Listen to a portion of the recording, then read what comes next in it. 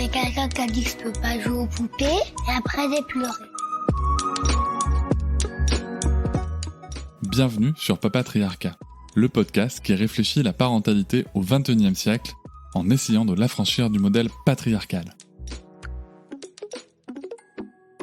Au mois de septembre 2022, j'ai été invité à un congrès sur les neurosciences notamment en éducation, qui a été organisé notamment par le groupe Babylou Family, où il y avait différents représentants et représentantes de l'éducation, des scientifiques, des docteurs, des personnes, des pédagogues, mais aussi des personnes issues de l'UNESCO.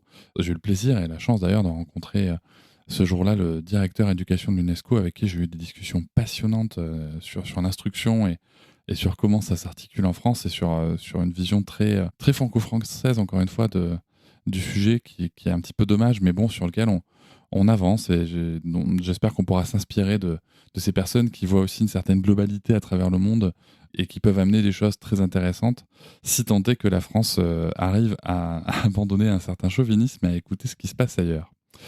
Et pendant ce congrès, j'ai aussi rencontré une personne qui s'appelle Xavier Ouvrard. C'est le PDG en fait de Babylou Family. Alors vous pouvez vous dire, oui Cédric, t'arrives avec un PDG qui va parler. Ça doit être un épisode qui a été acheté, un épisode qu'on appelle co-brandé. Eh ben pas du tout. Ça aurait pu, pourquoi pas, mais c'est pas le cas. En fait, ce qui s'est passé, c'est que je vois cet homme qui prend la parole à un moment pendant le congrès et qui est habité. Il est vraiment habité par ce qu'il dit. Je suis en phase avec son propos. Et il est habité par ce qu'il dit. Et croyez-moi, des PDG, des patrons, des directeurs, j'en ai vu quelques-uns au cours de ma carrière professionnelle, que ce soit des gens avec qui j'ai travaillé, des gens que j'ai rencontrés, mais aussi des gens que j'ai eu en conférence, que j'ai eu en formation, que j'ai eu en congrès aussi, ou en convention. Et là, il y avait vraiment ce côté où j'incarne ce que je dis, je peux l'incarner, parce qu'en fait, j'y crois, et j'y crois dur comme fer. Et c'est ce qu'a proposé, en fait, mon invité du jour, Xavier Ouvrard. Et vraiment, je me suis dit, lui, j'ai envie de l'avoir dans le podcast. Donc voilà, il va nous raconter un petit peu comment est-ce qu'il vit ces changements dans l'éducation. Alors certes, au travers de son entreprise, mais on va aussi aller chercher l'homme, on va aller se parler de qui est Xavier Ouvrard en tant que père, en tant qu'homme. Qu'est-ce que cette paternité, qu'est-ce que ces paternités lui ont amené comme réflexion, et comment est-ce que ça peut se transmettre ensuite dans les valeurs qu'il peut envoyer, injecter, diffuser dans l'entreprise dont il s'occupe. Je vais commencer tout de suite par ma première question, et je vais le laisser d'ailleurs se présenter. Alors Xavier, comment est-ce que toi tu te présentes ? Je vous souhaite une très bonne écoute. Aujourd'hui, pour moi, le plus important, c'est d'être le représentant d'une communauté de professionnels passionnés par la révolution éducative de la petite enfance. On est en train de vivre un truc de dingue, c'est quelque chose qui se passe une fois dans une vie, c'est que la science est en train de montrer que l'éducation de 0 à 6 ans est la clé absolue de l'éducation générale. Certains pédagogues en avaient l'intuition, mais ce qu'on vit en ce moment est incroyable. Et donc moi, je suis un activiste de la petite enfance. Et comment t'en es venu, toi, à t'intéresser à ces sujets-là ? Quand on était au congrès, on m'a raconté des histoires, on m'a dit « Tu sais, Xavier, il est vraiment habité par le sujet, il est engagé dans sa paternité depuis très jeune. Apparemment, tu es devenu papa assez jeune aussi. Ouais. » Est-ce que tu peux nous raconter un peu ce parcours déjà ? Est-ce que tu savais que tu allais être papa dans ta vie ? Est-ce que c'était quelque chose Est-ce que c'était une évidence pour toi ? Moi, c'était une évidence, c'était très fort. Je voulais être papa très jeune. J'ai eu la chance de rencontrer une femme incroyable qui est toujours ma femme aujourd'hui, et quand on était très jeunes, tous les deux, on s'est dit on veut avoir des enfants jeunes. Alors c'est un peu original, mais moi j'ai eu un enfant quand j'étais étudiant. Donc j'ai une fille qui a 27 ans. Je suis allé chercher mon diplôme d'étudiant avec une poussette. Et donc ma vie de papa a commencé étudiant. J'ai eu ensuite 3 autres enfants, donc on a 4 enfants qui ont entre 17 et 27 ans, 4 filles. Et c'est vrai que les voir partager leur vie, les voir grandir, et puis créer entre elles aussi une fratrie, leur sensibilité à tout ce qui pouvait se passer, absorber, a été génial. Et j'ai la chance d'avoir un peu 2 générations parmi mes enfants, même s'ils n'ont que 10 ans d'écart. Ceux qui sont nés avant l'iPhone, et donc qui ont démarré une adolescence sans smartphone. Ceux qui sont nés après, avec tout ce qui se passe comme intensité de messages, etc. Donc ça m'a passionné de voir ça. Ensuite, ma femme a fait aussi un choix professionnel majeur il y a une dizaine d'années. Elle a décidé de devenir institutrice, professeure des écoles dans les quartiers. Et je dirais que tous les deux, en parallèle, en fait, cette dimension de l'éducation à laquelle on était très attachés est venue remplir nos vies à 100% professionnelles et personnelles. Quand ça t'est venu l'idée ? Je reviens un petit peu à Toi qui deviens papa il y a 27 ans, parce que c'était pas trop la norme quand même d'aller à son Non. examen avec la poussette. Comment t'as pris ces décisions et comment t'as vécu ces moments-là? Je pense que j'ai été marqué dans mon enfance par l'envie d'être papa jeune, d'être super dispo, d'être complice, d'avoir du temps. Peut-être aussi que je me suis dit à ce moment-là que du coup, quand j'aurai 50 ans, j'aurai une deuxième adolescence et que mes enfants vivront leur vie et que j'aurai une deuxième jeunesse. Il y avait vraiment cette envie d'une famille nombreuse, jeune, d'être au milieu du bordel aussi. C'était quand même très stimulant. D'ailleurs, c'est cette espèce de créativité permanente autour de soi. Donc, je crois que ça, c'était vraiment le cœur. Et puis, je suis passionné d'éducation, de transmission. Des profs ont changé ma vie. J'adorais apprendre. Donc, je pense que tout ça m'a amené vraiment dans cette direction. C'est clair que quand j'étais père très jeune, je me suis pris beaucoup d'a priori, du genre mais tu dois être très religieux, mais qu'est-ce qu'il est conservateur et classique, etc. Alors que pas du tout, c'était plutôt l'inverse. Quand on a décidé d'avoir des enfants jeunes, on était plutôt en rupture. En tout cas, dans ma famille, il y avait des vrais questionnements sur le sujet, etc.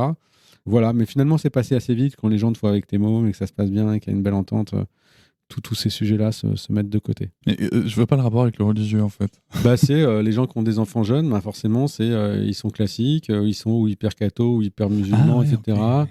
Ils sont contre la contraception, c'est pour ça qu'ils ont eu des enfants jeunes, ou ils veulent se reproduire pour porter la bonne parole. Donc il y a ce genre de cliché qui était un peu véhiculé à l'époque. Moi, je pense que c'est moins le cas maintenant. Mais voilà. Et dans ton rôle de père, tu vois, de père du mâle, du chef de famille, est-ce que t'as pas été interpellé par les gens sur le fait que justement, tu viens quand même à ta remise de diplôme avec ton enfant en poussette? Si, ouais, je pense que les gens étaient touchés parce que il y avait l'annonce de la naissance de ma fille, le secrétaire de l'école que j'avais filé un faire-part l'avait mis dans le hall de l'école et donc, il y a eu pas mal de gens qui sont venus me questionner, parfois avec des a priori, etc. Puis quand ils ont vu ma femme, qui était très cool, notre amour pour ce petit bébé, il y a plutôt eu un enthousiasme autour de ça. C'était plutôt un bon moment, finalement. Toi, quand ton enfant est né, alors bon, t'étais étudiant, tu sais, il n'y a pas encore le congé paternité, du coup. Non. Eh oui. Par contre, tu l'as connu pour le dernier, alors. Je l'ai connu pour la dernière, mais c'était que 11 jours. Ah oui, c'est vrai. On a milité. Ouais, mais pour ma fille aînée, en fait... c'était complètement clair pour Chloé, ma femme, et pour moi que c'était une paternité partagée. Donc, chez nous, il n'y a pas de chef de famille au sens qu'il n'y en a pas un. On est tous les deux sur le sujet.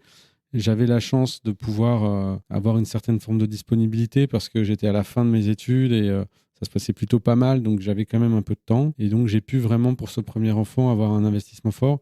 J'ai pris 3 mois de vacances à ce moment-là avant de commencer mon premier job. Et donc, j'ai vraiment vécu de manière très intense tout ça. Je me suis beaucoup levé la nuit pour la changer. Ma femme allaitait, elle dormait avec nous dans notre lit. Enfin, plein de choses qui sont des expériences très sensorielles.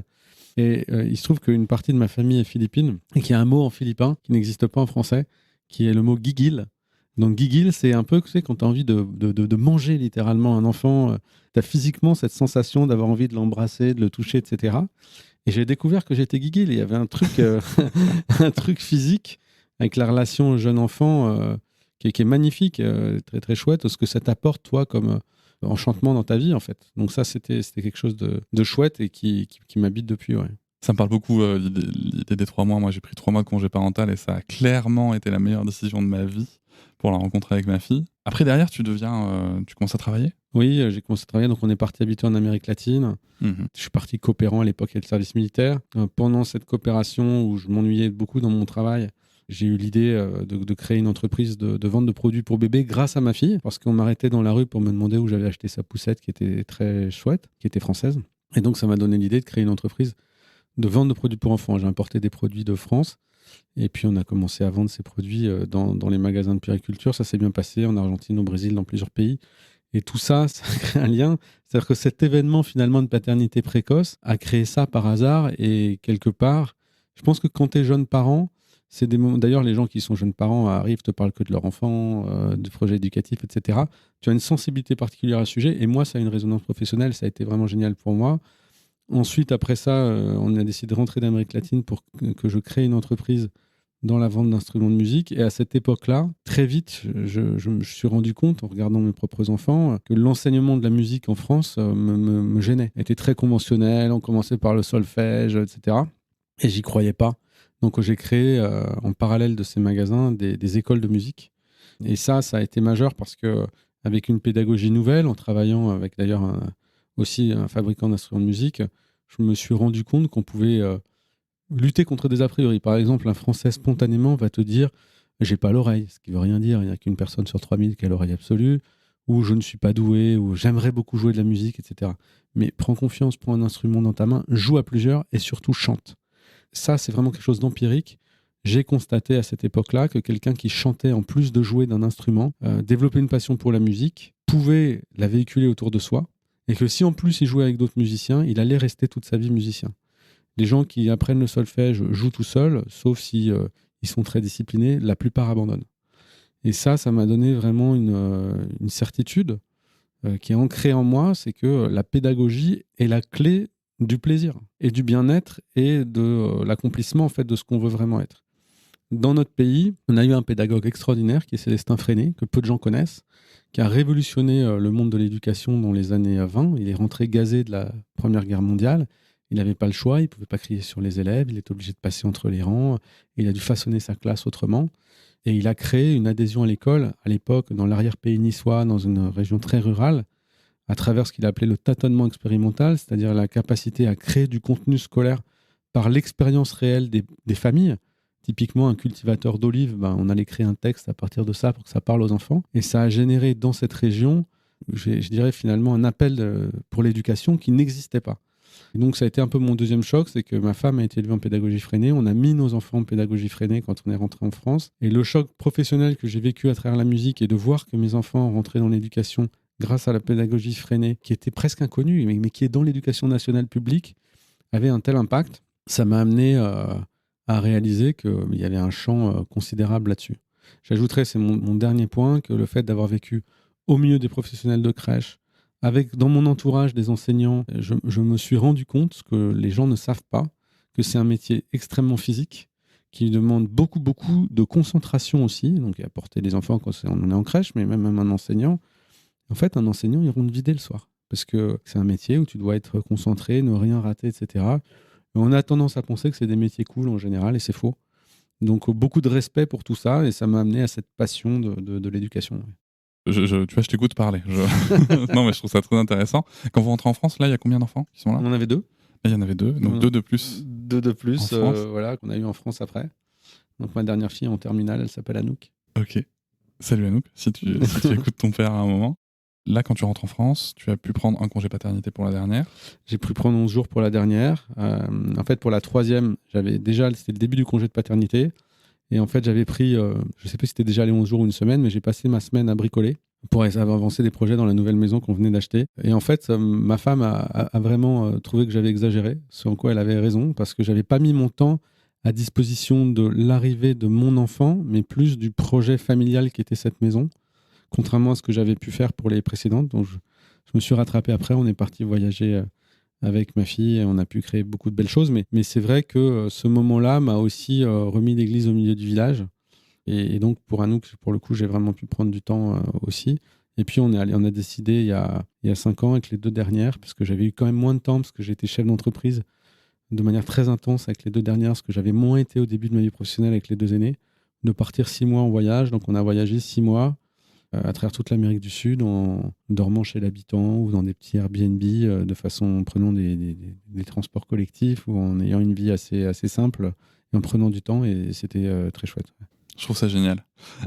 J'aime beaucoup ce que tu nous racontes là sur l'arrivée de ce 3e enfant et ce côté un petit peu presque, tu vois, cliché, stéréotype du daron qui prend son congé paternité, mais pour faire un truc, tu vois, pour bricoler, Et il y a aussi cette capacité à se remettre en question, quand même. Oui, mais je pense que cette capacité à se remettre en question, elle vient souvent d'un tiers. Bon, en l'occurrence, c'était ma femme qui m'a un peu secoué. Elle vient souvent des mères, quand même. Elle a eu raison. Je pense que réciproquement, sur l'éducation, c'est quand même très souvent la maman qui va donner ce point d'alerte. Et donc, la réciproque est un peu moins vraie. Ce que je constate quand même dans ce que je vois aujourd'hui, c'est que l'allongement du congé paternité en France, le fait qu'on ait aussi des exemples qu'on voit de beaucoup plus près en Europe du Nord, ce qui peut se passer sur le fait qu'on ait des congés totalement partagés entre le père et la mère, etc., génère une différence dans l'approche de la paternité qui est assez géniale. Je vois aussi d'ailleurs, là j'ai 2 exemples dans l'entreprise de jeunes papas d'ici quelques semaines. On a 2 collaborateurs super engagés qui vont avoir un enfant dans les 15 jours, qui ont dit en fait on a 2 mois de congé paternité, mais je vais en prendre 15 jours à la naissance, mais en revanche je vais me prendre un vrai temps dans 2-3 mois, au meilleur moment pour moi. Il y a une gestion, un échange dans le couple, je trouve très, très mature sur ces sujets. Et du coup, l'employeur est dans une situation où il y a de la conviction, il y a de l'échange et on peut vraiment, vraiment caler ça de façon claire. Oui, puis c'est très pertinent aussi de prendre une partie du congé à la reprise du travail de la mère, par exemple. Il y a une vraie montée en autonomie, en compétence du père. Tu racontais tout à l'heure que sur tes premiers enfants et peut-être sur les 2 suivants, il y avait du cododo, de l'allaitement, il y avait visiblement beaucoup de comportements proximaux avec l'enfant. C'est quelque chose qui était familial, c'est quelque chose parce qu'il y a 27 ans, on n'avait pas les débats qu'on a aujourd'hui sur ces sujets-là. Comment ça vous est venu ? Alors ma femme avait ça, sa propre maman qui est quelqu'un d'incroyable, de très en avance sur son temps. La mère de ma femme est prof de yoga et elle avait amené ses enfants dans la pédagogie freinée, dans toutes ses approches, et aussi très en avance sur la nutrition. Et donc je pense qu'il y avait quelque chose d'intrinsèque. Et moi j'avais été élevé de manière un peu différente, mais en revanche avec des parents qui m'avaient laissé un esprit ouvert. Donc on a très vite discuté de ça. Et pour nous c'était clair. Donc Chloé, ma femme, a allaité mes 4 filles entre 9 et 11 mois, suivant les 4 enfants. Et c'est vrai que quand même très souvent, la nuit, on partageait les tâches, on avait l'enfant dans notre lit. Et oui, cette proximité physique, je pense, a été déterminante pour nous. Je pense qu'un petit bébé contre soi, c'est quand même quelque chose d'assez unique dans une vie. La réalité vécue m'a permis de me rendre compte dans mon métier aujourd'hui à quel point le contact physique entre les professionnels de crèche et les enfants est déterminant. Le fait de devoir les porter pouvait être pris comme une contrainte. Donc, quelle position met Vincent, notre directeur général France, les équipes chez Babylou qui sont en charge de l'éducation, ont beaucoup travaillé sur ce qu'on appelle la position phare du collaborateur, de la professionnelle de crèche dans ce qu'on appelle une section. Autrement dit, être assis par terre, avoir une visibilité sur les enfants, mais pouvoir donc avoir des enfants sur soi et en proximité sans avoir mal au dos, enfin le moins possible, et pouvoir véhiculer cette attache. Ça ne veut pas dire qu'il faut être tout le temps à prendre les enfants contre soi, mais s'ils en ont besoin, savoir le ressentir, etc. Nous sommes des petits mammifères. Si on est sans savoir marcher, contrairement à un cheval qui naît en marchant, c'est que en fait, notre développement cérébral et émotionnel est moins abouti que d'autres mammifères. Parce que la grossesse, par rapport à notre temps de vie, est très court. Donc tout ce qui se passe sur les premiers mois de la vie et les premières années est absolument déterminant pour ce sujet-là. Et dans la confiance en soi, qui est le premier pilier éducatif chez Babylou, on en a 3. Avoir confiance en soi, apprendre à chaque instant et prendre sa place dans le monde. Sur ce premier pilier qui est la confiance en soi, ce lien physique avec le parent ou le professionnel de crèche qui va s'occuper de toi, etc., est vraiment déterminant pour sentir cette attache. Oui, complètement. Tu viens de résumer un petit peu la vision de la théorie de l'attachement avec même les figures d'attachement secondaires que peuvent être le personnel de crèche, totalement. Tout ce qu'on sait aujourd'hui sur les neurosciences, dont tu nous parleras dans un petit bonus, mais tout ce qu'on sait aujourd'hui sur les neurosciences, tout ça, il n'y avait pas l'accès à tout ça quand tu es devenu papa. Il n'y a pas non plus forcément de sujet sur ce qu'on appelle aujourd'hui l'éducation positive. Alors, en toute transparence, tu as 4 enfants, ça n'a pas dû être calme tous les jours, ça n'a pas dû être facile tous les jours. Comment vous êtes sortis vis-à-vis de ces approches de non-violence éducative ? Il y a un truc qui s'est passé dans ma vie, c'est que on m'a offert un bouquin de Françoise Dolto, ses chroniques sur France Inter, quand Chloé, ma femme, était enceinte de notre première fille. Et en lisant ce livre, il y a eu un truc déterminant, c'est pas d'humiliation de l'enfant en public. Et ce truc-là était un énorme tilt dans ma tête, c'est-à-dire je me suis rendu compte en la lisant, ce n'est pas du tout quelque chose qui était intrinsèque chez moi, qu'on ne devait pas gronder fortement un enfant devant des tiers, ou le reprendre de manière, on va dire, trop cadrée, parce que ça pouvait l'humilier sur ce que les autres ressentaient par rapport à ton message. D'ailleurs, même entre les parents, parfois. Du coup, et quand j'ai eu plusieurs enfants aussi, j'ai toujours veillé à ce que, s'il y avait un sujet de cadrage éducatif, je prenne mon enfant à part, je l'amène dans une pièce à part, en général c'était ma chambre, pour enclencher une conversation à 2, et tu ne te cries pas dessus dans ces cas-là. C'est beaucoup plus apaisé, parce que toi, ton propre rôle de père vis-à-vis de l'Assemblée n'existe plus, c'est dans ta relation à l'enfant. Et je pense que ça a été une recette déterminante, donc merci Françoise Dolto. Ensuite, l'autre sujet, c'est que je pense qu'on a été extrêmement vigilants sur la relation entre les enfants et que ça nous a permis, nous, de nous réguler. C'est-à-dire que dès qu'on a vu des petits actes, un petit peu de jalousie ou de malveillance, on a tout de suite été dans l'explication. Alors attention, on n'est pas forcément dans l'explication niaise, à 2 km/h, en expliquant aux enfants voilà, que tu comprends, il s'est passé ceci. Il ne faut pas prendre les enfants pour des êtres sous-développés. C'est des gens, c'est des personnes humaines qui ont déjà une capacité de compréhension assez forte. Mais en revanche, il faut verbaliser. Et ça, chez Babylou, c'est quelque chose de déterminant aujourd'hui. Typiquement, quand tu donnes à un enfant à manger, il y a quelque chose de fantastique dans la culture française, c'est ce qu'on appelle le cadre. Et c'est unique au monde. C'est-à-dire que dans la façon d'élever les jeunes enfants, on donne un cadre. Typiquement, tu dois goûter de tout. Si tu n'aimes pas, c'est pas grave, mais tu dois goûter. Et en fait, le cadre qu'on donne, si on le respecte, c'est une recette d'apaisement dans l'éducation. Et nous, le cadre entre les enfants, on l'a défini. Et quand ça déraillait, on les reprenait, encore une fois, individuellement. Mais ça a plutôt vraiment bien marché. Et je trouve qu'en tout cas, dans ma famille, aujourd'hui, je vois une singularité de la fratrie par elle-même qui s'autorégule sans les parents, qui a bien marché. Et cette notion de cadre, elle est vraiment clé. Et je remarque d'ailleurs au global que dans l'éducation, quand le cadre est bien délimité, bien respecté, ça se passe beaucoup mieux dans la relation d'autorité aussi.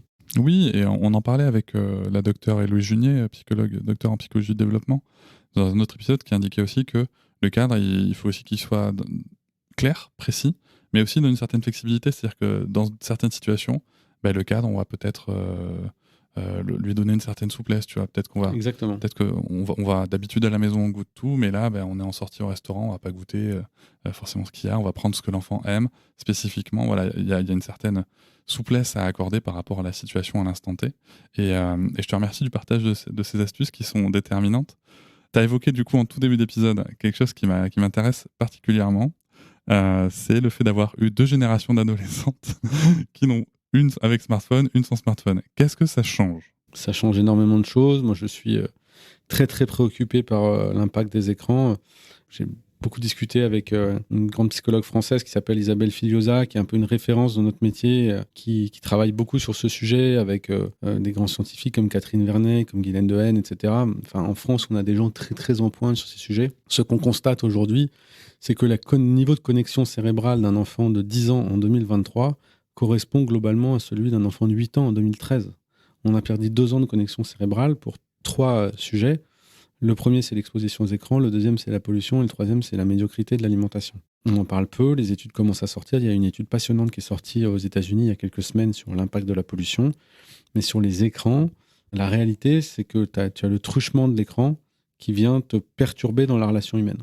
Mais ce qu'il faudrait investir pour inverser la tendance en termes de masse salariale, de subventions pour les établissements de petite enfance, pour la formation des professionnels à domicile, pour beaucoup de choses qui sont liées à ça, n'est pas encore fléché parce que c'est un arbitrage on va dire de fonds publics qui va nécessiter un peu de temps, malheureusement un peu trop. Ça viendra, moi je sais que ça viendra, mais peut-être un peu tard. Alors sur les écrans, en gros ce qu'on peut dire, c'est il y a ce que les enfants vivent à travers les écrans, notamment tout ce travail des producteurs de contenu qui font qu'ils sont récompensés s'ils avancent.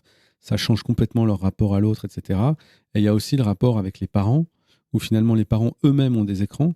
Et quand je dis que mes 2 dernières filles ont eu des écrans, moi aussi j'en ai. Et oui. Et par exemple, moi je suis un gros lecteur du Monde sur mon smartphone. Mais ma dernière fille, presque toutes les semaines, elle prend mon téléphone pour regarder combien d'heures j'ai lu Le Monde et elle rigole.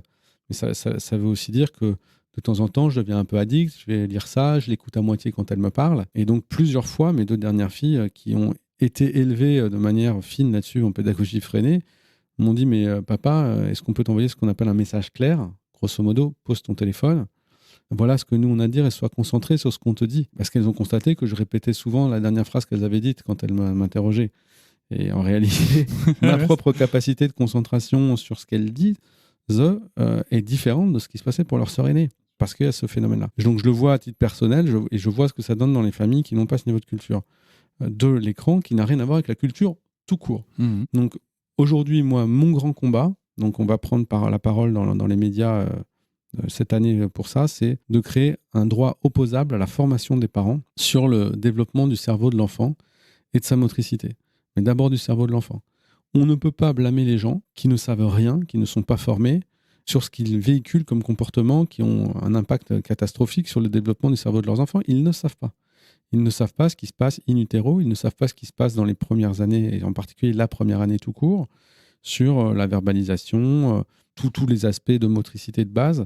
Par exemple, quand tu donnes à boire à ton enfant, si tu lui dis « je te donne un demi-verre d'eau », ça a un impact considérable dans ses connexions cérébrales. Parce qu'il associe le contenu au contenant, le volume rentre dans son cerveau, c'est ce qu'on appelle des proto-mathématiques. Si tu lui donnes le verre d'eau sans rien dire parce que tu es sur ton téléphone, il ne se passe pas la même chose. Tout le monde boit de l'eau, riche ou pauvre. Et en fait, ça, c'est clé. Autre phénomène qu'on observe aussi sur la motricité, on voit de plus en plus de parents laisser leurs enfants dans ce qu'on appelle les coques, les maxi-cosy, les poussettes, jusqu'à 10-12 mois, soi-disant parce qu'ils sont conformes et parce qu'eux-mêmes sont dans leur série, leur truc, etc. Ça a des conséquences catastrophiques sur la motricité. Les enfants marchent beaucoup plus tard. Pourquoi ? Parce que, en fait, la torsion du corps qu'on va voir quand on est allongé par terre ou quand on est assis dans son parc, des phénomènes déterminants pour l'équilibre n'ont pas lieu. Et ensuite, on doit appeler des psychomotriciens pendant des mois pour corriger ça et que l'enfant marche. Quand tu marches à 18 mois, parce que naturellement, ton corps faisait que c'était plus long, c'est pas grave. Mais quand tu marches à 23, 24 mois parce que on t'a stocké, entre guillemets, dans un maxi-cosy pendant des mois quand tu étais petit, ça a des répercussions majeures sur plein de choses, sur ta latéralisation et plus tard sur la façon dont tu vas entrer dans l'activité physique, voire dans certains cas dans l'écriture. Et tout ça, c'est des éléments que nous, en fait, on peut factualiser. Et maintenant, on a des scientifiques de renom, et c'est ça qui est génial en France, qui nous apportent le contenu. Je crois qu'il y a 2 trucs sur lesquels on peut être très très fier d'être français. Pour moi, le premier sujet, c'est la culture. C'est unique au monde, cet accès à la culture qu'on a. Moi, il n'y a pas une semaine où je me dis, mais quelle chance de pouvoir avoir ce cinéma-là, cette littérature-là, etc. Et ça crée un environnement pour l'éducation qui est fantastique et unique. C'est-à-dire qu'il y a une curiosité quand même naturelle chez la plupart des Français à ça. Il faut garder ça, parce que sinon on va se faire formater. Et le deuxième sujet, c'est la richesse de la recherche scientifique. Et en France, malgré un traitement, un positionnement des chercheurs qui est, à mon avis, honteux, si je dis le fond de ce que je pense, et en rémunération et en moyens pour développer la recherche, on a des gens incroyables qui continuent à se mobiliser. Et je crois que c'est un gros combat qu'on doit mener, en tout cas dans les sciences de l'éducation et dans les neurosciences, nous, les entreprises, d'aller interpeller l'État en leur disant qu'on va prendre notre part. Ça ne suffit pas de dire c'est honteux, il n'y a pas assez d'argent public. Il n'y en a pas beaucoup d'argent public. Donc, appelons l'État, ce qu'il en mette plus là où il y en a, mais prenons-nous notre part. C'est ce qu'on fait, nous, à travers la fondation qui a été créée chez Babylou, qui va aller financer des programmes de recherche, etc. Je ne crois pas que l'entreprise puisse s'exonérer de prendre sa part sur ces sujets. Oui, complètement. Je trouve que tu as tout à fait raison. Et je pense que c'est important aujourd'hui, de toute façon, où il y a quand même un certain mélange aussi par endroit du privé et du public, que le privé prenne en effet toute sa part sur des sujets aussi importants. Juste sur les écrans, tu parlais, je voulais partager quelque chose, c'est que tu parlais justement de cette de relation qui est un petit peu parfois perturbée avec la présence de l'écran tenue par l'adulte. C'est vrai que la docteure Alice Ducanda nous disait dans ce podcast que ça s'appelle la technoférence. Et c'est marrant parce que ça se représente aussi chez les adultes. Et là, je pense que toutes les personnes qui nous écoutent vont peut-être se dire « Ah oui, tiens, dis donc, c'est combien de fois est-ce qu'on se retrouve 2 adultes sur un canapé, chacun sur son téléphone ou dans le lit ?» Exactement, mais même au resto maintenant. Même au resto. Tu vas au resto, tu vois des écrans et les gens se mettent l'un à côté de l'autre et regardent l'écran plutôt que de se parler l'un en face de l'autre. Non, là, cette technoférence, c'est quelque chose d'extrêmement perturbant. Moi, j'ai un sujet qui me tient beaucoup à cœur, c'est la contemplation. J'ai repris ce mot-là et j'ai essayé de conceptualiser cette approche en parlant avec des psychologues et des neuroscientifiques. Et ce qu'il en ressort, chez moi, c'était intuitif de ce que j'observais dans nos établissements et chez les enfants, que je regarde toujours attentivement dans l'espace public, c'est qu'il n'y a plus de contemplation. On a beaucoup moins qu'avant. Et en fait, quand tu discutes avec un scientifique, il va te dire, mais en fait, c'est fondamental. Avoir des moments où tu n'es pas devant un écran, mais tu regardes. Moi, j'habite à Marseille. C'est incroyable. On a la mer en face de chez soi. Mais combien de fois dans l'année, on se met tout simplement face à ce spectacle, juste pour le regarder et se dire qu'est-ce qui se passe. Et en fait, dans la tête d'un enfant, il se passe 1000 choses. Du rêve, de la créativité, il part ailleurs, etc. J'ai beaucoup aimé une interview de Florence Foresti, que j'adore. On lui dit, mais vous avez pu épuiser votre créativité. Il dit, mais moi, j'étais enfant unique, je m'emmerdais. J'étais dans ma chambre. Du coup, je pensais, je réfléchissais, je m'inventais des mondes. Et ça donne Florence Foresti, une des nanas les plus marrantes que la France connaisse. Et oui, c'est vertueux parfois de s'emmerder, c'est vertueux de contempler. Et en fait, cette espèce d'addiction à l'écran supprime ces moments-là. J'étais il y a quelques jours avec des jeunes enfants et l'un d'entre eux, au milieu d'autres enfants, disait « Ah, je m'ennuie » parce qu'il voulait son écran. Et quelque part, c'est quelque chose qui est quand même vraiment super important de se dire qu'il faut apprendre aux enfants, réapprendre entre guillemets, accepter l'ennui, ou en tout cas ce qui peut se déclencher quand tu ne fais que contempler. Il y a ça, ouais, tout à fait. La contemplation. Il y a aussi le fait que, même sans parler d'écran, on constate quand même chez les parents une certaine pression, plus sur les mères bien sûr, mais parce que l'enfant fasse des activités. Il faut qu'il fasse des activités. Or, l'enfant se débrouille très bien tout seul, généralement, pour jouer. Et après, c'est vrai qu'il y a des endroits où on peut mener d'autres réflexions. Je sais pas si tu sais, mais moi, ma petite fille de 4 ans et demi, elle est instruite en famille. D'accord. Elle va pas à l'école. Je savais pas. Elle est instruite en famille et en fait, par rapport à l'acquisition ou développement de l'écriture et de la lecture, on s'est dit tiens, c'est marrant en fait, parce qu'elle était très intéressée de vouloir écrire sur nos écrans, sur notre ordinateur, sur notre téléphone. En fait, avec ma compagne, on s'est regardé, on s'est dit mais en fait, quand est-ce qu'elle nous voit lire un livre? Bien sûr qu'on est des gros lecteurs, mais en fait, on prenait pas le temps de lui dire attends, je vais lire. Quand est-ce qu'elle nous voit écrire de manière manuscrite? Et quand est-ce que dans notre société aujourd'hui, alors bien sûr la société évolue et que c'est très bien qu'on ait des écrans pour s'écrire des messages à longue distance, c'est très très bien, il y a zéro débat là-dessus, mais quand on exige des enfants qu'ils apprennent quelque chose dont ils ne perçoivent pas le besoin dans leur environnement, ça ne fait pas sens. Non, mais bien sûr, c'est complètement clair. Alors, 100% aligné avec ça. Juste une chose, parce que tu disais, c'est souvent les mères qui mettent la pression sur les activités, etc. Qui se mettent La pression sur les activités, etc.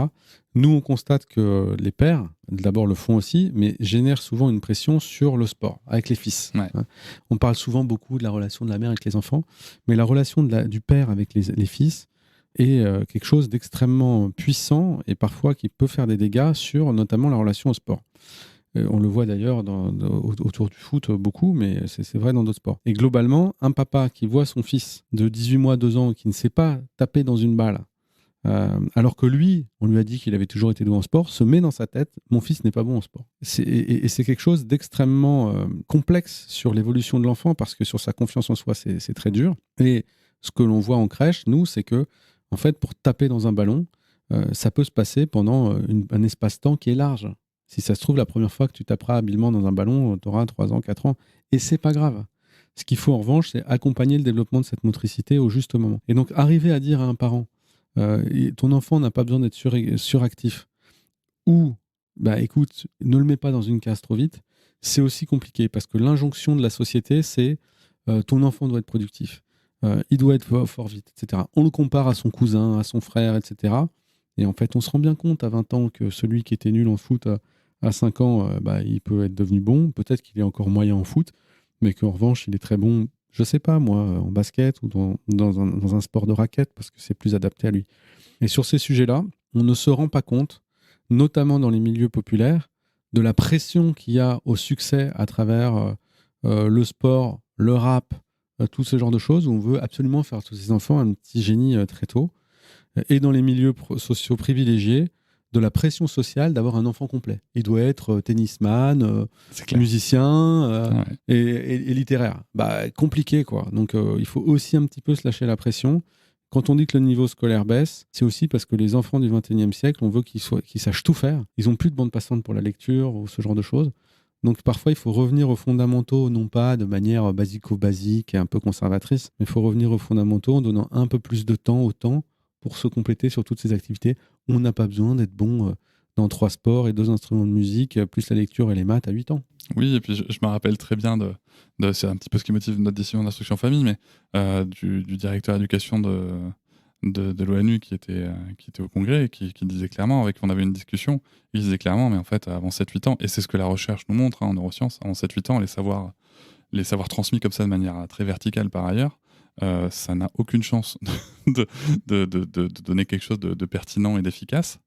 Il nous reste quelques minutes à peine. Si tu devais, toi, Xavier, le père, l'homme, et le PDG de Babylook, on a bien compris que c'était quand même, il y avait quelque chose de très profond en toi qui t'ancre dans cette mission qui est la tienne, que ce soit dans ta vie ou en entreprise. Si tu avais un message comme ça à passer aux parents qui nous écoutent en quelques mots. La première chose, c'est donnez-vous du temps en tant que parent et avec vos enfants. Si vous êtes très occupé parce que vous avez un gros job, prenez vos vacances et vivez en vacances en famille. Moi, c'est vraiment quelque chose que je n'avais pas intrinsèquement en moi, qui m'a beaucoup été transmis par la culture de la famille de ma femme. C'est éviter en vacances d'être toujours avec des amis, toujours avec la famille, élargie. Soyez vous avec votre enfant ou vos enfants. Et là, il se dira en grandissant, mais papa et maman, ou papa ou maman, m'ont donné du temps à moi. Donc ça, je pense que c'est le premier sujet. Le deuxième sujet, c'est de faire confiance aux professionnels de l'éducation, en crèche, à l'école. Combien de fois j'entends des parents dans mon entourage m'expliquer à quel point les profs sont nuls, les profs sont à côté de la plaque, ils comprennent pas, parce que eux ont des injonctions fortes et ont leur idée, etc. Non, les professionnels de l'éducation en France, souvent mal reconnus, sont des gens qui ont, dans 95% des cas, un diagnostic pertinent.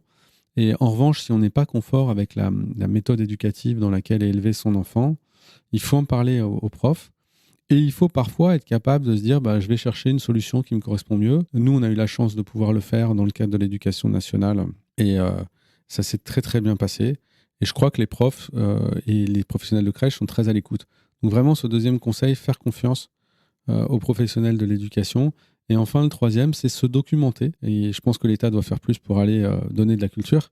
Mais on n'a pas la science infuse. Enfin, moi, j'ai appris beaucoup de choses en lisant, en écoutant, en partageant avec des gens qui m'ont ouvert l'esprit sur ce que je ne savais pas. Et à l'intérieur de son boulot, quand on est décideur, ce qui est mon cas, embaucher des gens meilleurs que soi. Et quand on travaille dans l'éducation, il faut embaucher des gens qui ont plus de compétences que soi pour pouvoir nous faire progresser. C'est vrai des neurosciences, c'est vrai de la motricité, c'est vrai aussi de ce qu'on appelle le multiculturalisme, qui est souvent à mauvais escient critiqué. Mais aujourd'hui, on est dans un pays où 25% des enfants sont issus de milieux multiculturels, et pas simplement quand ils viennent de l'éducation, de l'immigration, pardon. Et en fait, c'est un vrai sujet de comprendre le multiculturalisme. C'est pas simple pour un petit être humain d'avoir d'autres différences culturelles, de jongler avec. Donc voilà, sur ces 3 sujets-là, déjà, si on y arrive, on avance. Merci beaucoup, Xavier. De rien.